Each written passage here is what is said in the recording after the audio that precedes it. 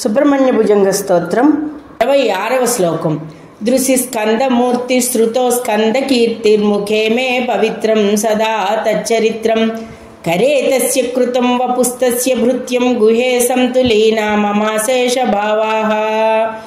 నా దృష్టి యందు కుమారస్వామి ఆకృతియు అంటే ఎప్పుడు కూడా మన మనస్సులో కానీ మన కళ్ళ యందు కానీ మన చెవుల యందు ఆయన యొక్క కీర్తిల గురించి కానీ ఆయన యొక్క లీలలు కానీ విశేషాలు కానీ వింటున్నప్పుడు నా ముఖమునందు ఎల్లప్పుడూ పవిత్రమైన ఆ కుమారస్వామి చరిత్రయు నా చేతి యందు ఆ కుమారస్వామిని పూజిస్తున్న పనులు జోడించి ఆయనకి నమస్కారం పెడుతున్న చేతులుగాను నా శరీరమున ఆయనకి సేవలు చేస్తున్నట్లుగాను ఉన్నట్లయితే సమస్త భావములందు కుమారస్వామి యందు లీనములగుగాక.